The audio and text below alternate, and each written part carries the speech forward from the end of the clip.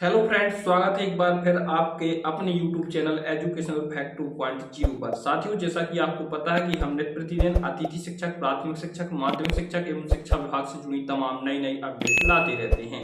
तो साथियों, उसी क्रम में आज हम पुनः चर्चा करने वाले हैं अतिथि शिक्षकों के संबंध में। साथियों, आपको पता है कि कल हमारे अतिथि शिक्षकों के जो संगठन बनाए गए हैं उनके अनेक सदस्य हमारे शिक्षा मंत्री जी से मिले और उनसे मुलाकात हुई। तो उस मुलाकात में उन्होंने क्या चर्चा की, क्या वार्ता की, उसके बारे में हम आपको विस्तार से बताते हैं। तो साथियों, चैनल पे नए विजिट कर रहे हैं तो चैनल को सब्सक्राइब कर लें और मित्रों को इस लिंक को शेयर कर दें।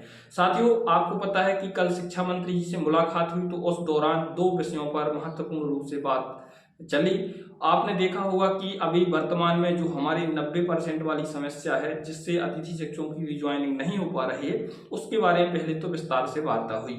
उसमें शिक्षा मंत्री जी से कहा गया कि साहब, हमें भी जरूरतें हैं, हमें अवकाश की पात्रता नहीं है, कोई भी अवकाश नहीं मिलता है। तो ऐसे में यदि कहीं कोई किसी की कमी हो जाती है, कोई समस्याएं आ जाती है, कोई अचानक बीमार हो जाता है, तो ऐसी कंडीशन में हमें अनुपस्थित होना ही पड़ता है। इस वजह से हमारा 90% तो 3-4 माह में ही हो जाएगा, तो अगले सत्र में हम ज्वाइन ही नहीं कर पाएंगे। तो ऐसी कंडीशन में उनसे कही गई कि इस 90% से 80% कर दिया जाए। और इसके बाद अवकाश के लिए अन्य विनय किया गया। अवकाश पे भी वार्ता हुई कि सर, जब सबसे बड़ी समस्या है, सब कर्मचारियों को अवकाश की सुविधा है, तो हम अतिथि शिक्षकों को अवकाश की जरूरत क्यों नहीं है। हम जितने भी अतिथि शिक्षक हैं, हमें भी अवकाश की पात्रता होनी चाहिए, क्योंकि हमें भी जरूरतें पड़ती हैं, हमें भी काम पड़ता है।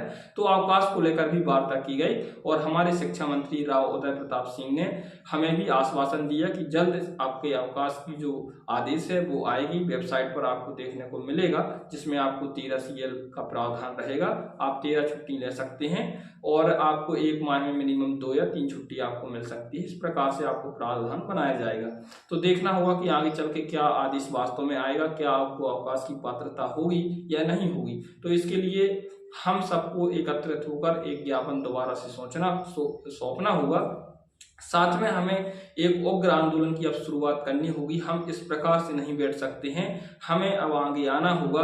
तो आप सब लोग अपने जो अध्यक्ष हैं उनसे कांटेक्ट करिए और अपने जो आंदोलन है उसकी एक तिथि तय कीजिए, जिसमें अवकाश की पात्रता, स्थायीकरण की बात और आपको जो अन्य सुविधाएं हैं और जो आपको हटाया जाता है और आपके स्वतः आपका एक पद हो, उसके लिए वार्ता हो और उसके लिए मांग की जाए। जब तक हम मांग नहीं करेंगे, जब तक हमारा सॉल्यूशन नहीं निकलेगा, और जब सॉल्यूशन नहीं निकलेगा तो हमारा पद इसी प्रकार से हटता रहेगा।